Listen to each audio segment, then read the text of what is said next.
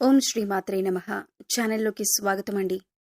ఈ వీడియోలో మనం మారుతున్నటువంటి గ్రహస్థితి కారణంగా ధనుస్సు రాశి వారికి జూలై 1-2 తేదీల్లో ఏ విధంగా ఉండబోతుంది, ఈ సమయంలో కర్మ ఫలితం ఏ విధంగా ఉండబోతుంది, ఏ అంశాలలో అనుకూలమైన ఫలితాలు పొందుతారు, ఏ అంశాలలో ప్రతికూల ఫలితాలు పొందుతారు, ఎటువంటి విషయాల్లో వీరు జాగ్రత్తలు తీసుకోవాలి అనే అంశాలతో పాటుగా ఈ సమయంలో మీరు చేసుకోవలసిన దేవతారాధన అలాగే పాటించవలసిన పరిహారాల గురించి వివరంగా తెలుసుకుందాం.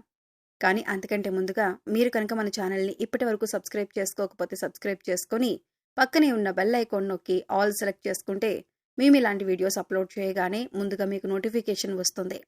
అలాగే వీడియోని చివరి వరకు స్కిప్ చేయకుండా చూస్తేనే మేమేం చెబుతున్నామో మీకు పూర్తిగా అర్థమవుతుంది. ఇక వివరాల్లోకి వెళ్తే ముందుగా ఈ రాశి వారికి అనుకూలమైనటువంటి గ్రహస్థితి కారణంగా వీరి తెలివితేటలు పెరిగే అవకాశం ఉంటుంది. ప్రతి పని కూడా ఆలోచించి చక్కటి ప్రణాళికతో ముందడుగు వేస్తారు. విద్యార్థులు ఎవరైతే పోటీ పరీక్షలు రాస్తున్నారో లేదా ఉన్నత విద్యకు సంబంధించిన పరీక్షలు రాసేవారు కూడా మంచి ఫలితాలు పొందుతారు. తండ్రి వైపు నుంచి మీరు సహాయ సహకారాలను అందుకుంటారు. అలాగే మీ జీవితానికి సంబంధించి ఏదైనా ముఖ్యమైన విషయానికి సంబంధించి మీ తండ్రి గారి యొక్క సలహా తీసుకోవటం వల్ల జీవితంలో ఉన్నతిని పొందుతారు. ఈ విధంగా మీరు నడుచుకుంటే కనుక ఆర్థికంగా ఉన్నతితో పాటు మీరు చేస్తున్న వృత్తి, ఉద్యోగ, వ్యాపార తదితర అంశాలలో మీరు ఉన్నతిని పొందే అవకాశం ఉంటుంది. ఆల్రెడీ మీరు చేస్తున్న ఉద్యోగంలో సౌకర్యవంతంగా ఉండాలి అంటే మీ నైపుణ్యాన్ని మెరుగులు దిద్దుకొని మీకు ఇచ్చిన పనిని సమయానికి పూర్తి చేసినట్లయితే కనుక మీ ఉద్యోగ వ్యాపారాల్లో ఉన్నతితో పాటు ధనలాభం కూడా పొందే అవకాశం ఉంటుంది. ఈ సమయంలో మీ బంధుమిత్రుల యొక్క సహాయ సహకారాలు మీరు పూర్తి స్థాయిలో అందుకుంటారు. అయితే ముఖ్యంగా ఈ రాశి వారు ఇతరుల విషయాల్లో జోక్యం చేసుకోకూడదు. మీకు సంబంధం లేని విషయాల్లో జోక్యం చేసుకోవటం వల్ల మీకు చెడు ఎదురయ్యే అవకాశం ఎక్కువగా ఉంటుంది. ఎవరైనా మిమ్మల్ని సలహా అడిగితే అప్పుడు మాత్రమే మీరు దానికి స్పందించండి. లేదంటే అనవసరంగా సలహాలిచ్చి మీరు చిక్కుల్లో పడద్దు. మీరు చేయని తప్పుకు కూడా మీరు నింద మోయవలసిన పరిస్థితులు ఎదురవుతాయి. అందుచేత మీకు సంబంధం లేని విషయాల్లో తలదూర్చకండి.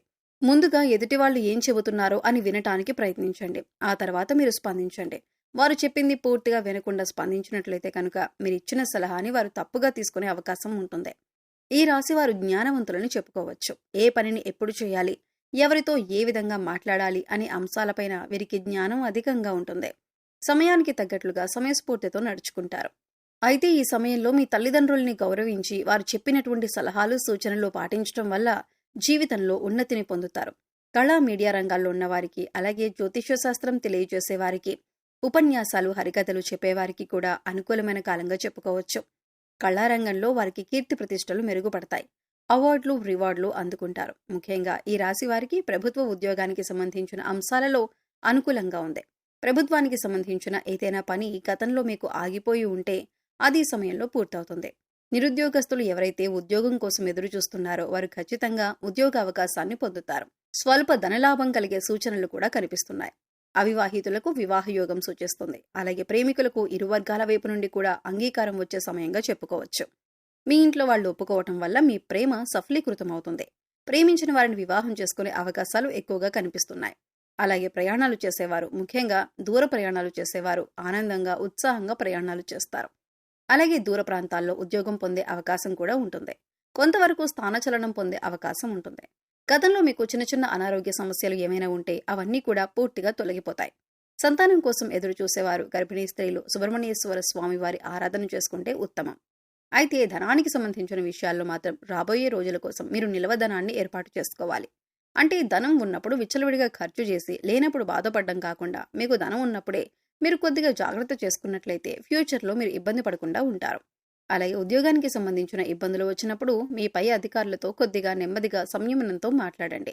మీ సహోద్యోగులతో స్నేహపూర్వకంగా మెలగటం వల్ల వారి నుంచి మీకు సపోర్ట్ లభిస్తుంది. ఈ విధంగా మీరు నడుచుకుంటే కనుక ఆర్థికంగా ఉన్నతితో పాటు మీరు చేస్తున్న వృత్తి, ఉద్యోగ, వ్యాపార తదితర అంశాలలో మీరు ఉన్నతిని పొందే అవకాశం ఉంటుంది. ఆల్రెడీ మీరు చేస్తున్న ఉద్యోగంలో సౌకర్యవంతంగా ఉండాలి అంటే మీ నైపుణ్యాన్ని మెరుగులు దిద్దుకొని మీకు ఇచ్చిన పనిని సమయానికి పూర్తి చేసినట్లయితే కనుక మీ ఉద్యోగ వ్యాపారాల్లో ఉన్నతితో పాటు ధనలాభం కూడా పొందే అవకాశం ఉంటుంది. అలాగే మీ వంతు సహాయ సహకారాలను అందిస్తారు. అది ఆర్థికంగా కానీ లేదా పేదవారికి లేని వస్తువులు పంచిపెట్టడం కానీ ఎటువంటి సహాయ సహకార కార్యక్రమాల్లోనైనా పాల్గొంటారు. ఎవరైతే లోన్ కోసం కానీ అప్పు కోసం కానీ ప్రయత్నిస్తున్నారో వారికి సమయంలో లోన్ లభించే అవకాశం ఉంటుంది. గృహ నిర్మాణం చేయాలి అనుకునేవారు పెద్దవాళ్ల సహాయ సహకారాలు తీసుకోండి. ఈ సమయంలో మీరు చేయాలి అనుకున్న ఏ ముఖ్యమైన పనికి సంబంధించిన నిర్ణయమైనా ఆచితూచి తీసుకోండి. అలాగే పెద్దవాళ్ల సలహాలను పాటించండి. అలాగే విద్యార్థులందరికీ కూడా ఈ సమయం అనుకూలంగా ఉంటుంది. ఏదైనా కొత్తగా వ్యాపారం మొదలు పెట్టాలన్నా లేదా పెద్ద మొత్తంలో ఇన్వెస్ట్ చేయాలన్నా కూడా అనుకూలమైన సమయం. అనుభవజ్ఞుల జ్ఞానం, సలహాలు తీసుకుంటూ ఇంట్లో పెద్దవాళ్ళు చెప్పిన మాటలు పాటిస్తూ అనుగుణంగా చేసినట్లయితే మీరు పెట్టిన పెట్టుబడి ఏదైనా కూడా రెట్టింపయ్యే అవకాశం అయితే ఉంటుంది. ప్రతి ఒక్కరికి కూడా మీరు చేసుకున్న కర్మను ఆధారంగా చేసుకుని గ్రహాల యొక్క స్థితిగతుల ప్రభావం అనేది ఉంటుంది. అయితే ఈ రాశివారు పూర్వజన్మ కర్మలను తొలగించుకోవాలంటే గంధంతో భగవంతుణ్ణి పూజించాలి అని శాస్త్రాల్లో చెప్పబడి ఉంది. ఇలా చేయటం వల్ల పుణ్యం పెరుగుతుంది. ఒక విధంగా చెప్పాలంటే గంధంతో భగవంతుణ్ణి పూజించటం వల్ల జ్ఞానం కూడా పెరుగుతుంది. అలాగే నిత్య పూజలో భాగంగా ధూపం, దీపం, నైవేద్యం సమర్పించి 2 నిమిషాలు కళ్ళు మూసుకొని దేవుడి దగ్గర కూర్చొని ధ్యానించటం వల్ల ఎటువంటి గ్రహస్థితి అయినా సరే మీకు అనుకూలంగా మారుతుంది. అలాగే మీ దగ్గరలో ఉన్న అమ్మవారి ఆలయం కానీ నరసింహస్వామి ఆలయాన్ని దర్శించుకోవటానికి ప్రయత్నించండి. ఇలా చేయటం వల్ల పాపకర్మలు తొలగిపోతాయి. అలాగే ఈ రాశివారు ఓం నమో భగవతే రుద్రాయ అనే మంత్రాన్ని స్మరించండి. ఈ రాశివారు పండ్లను దానం చేయటం వల్ల ఉద్యోగంలో ఎటువంటి ఇబ్బందులు ఉన్నా తొలగిపోతాయి. గురుబలం కోసం గురుగ్రహం యొక్క స్తోత్రాన్ని ఎక్కువగా చదువుకోండి. అలాగే నవగ్రహ స్తోత్రాలను ప్రతినిత్యం 11 సార్లు చదువుకోవటం వల్ల గ్రహ దోషాలు తొలగిపోయి అనుకూలమైన ఫలితాలను పొందుతారు. అలాగే రావి చెట్టుకు కూడా మన పురాణాల్లో ప్రత్యేకమైన స్థానం ఉంది. రావి చెట్టును బ్రహ్మ, విష్ణు, మహేశ్వర స్వరూపంగా చెబుతారు. అందుచేత రావి చెట్టు చుట్టూ 11 ప్రదక్షిణలు చేసి దీపం వెలిగించినట్లయితే కర్మ తొలగిపోతుంది. గోశాలలో ఆవుకి గడ్డి తినిపించటం, దేవాలయంలో మీ వంతుగా మీరు చేయగలిగిన సేవ చేయటం, ఎండగా ఉన్న సమయంలో దాహంతో ఉన్న వారికి చల్లని మంచినీరును అందించటం, ఇటువంటివి చేయటం వల్ల కర్మను తొలగించుకోవచ్చు. అలాగే మూగజీవాలకు, పశుపక్షాదులకు తాగటానికి నీరు, తినటానికి ఆహారాన్ని ఏర్పాటు చేసినట్లయితే గత జన్మలో చేసిన పాపకర్మల యొక్క దుష్ఫలితం తొలగిపోతుంది. ఇక ఇటువంటి దేవతారాధన పరిహారం చేసుకోవటం వల్ల 100% అనుకూలమైనటువంటి ఫలితాలను పొందుతారు. పాపకర్మల యొక్క దుష్ఫలితాలు తొలగిపోతాయి. సో చూశారు కదండి, గ్రహస్థితిని అనుసరించి జూలై 1, 2 తేదీల్లో ధనుస్సు రాశి వారికి కర్మఫలితం ఏ విధంగా ఉండబోతుంది? కర్మ ఫలితాన్ని తొలగించుకోవటానికి మీరు ఎటువంటి దేవతారాధన పరిహారాలు చేసుకోవాలి, ఏ అంశాలలో జాగ్రత్తగా ఉండాలి అనే అంశాలన్నీ కూడా ఈ వీడియోలో మనం వివరంగా తెలుసుకున్నాం కదా. ఈ వీడియో మీకు నచ్చినట్లయితే లైక్ చేయండి. మీ ఫ్రెండ్స్ అండ్ ఫ్యామిలీ మెంబర్స్లో ధనుస్సు రాశి వారు ఉంటే వారితో ఈ వీడియోని షేర్ చేసుకోండి.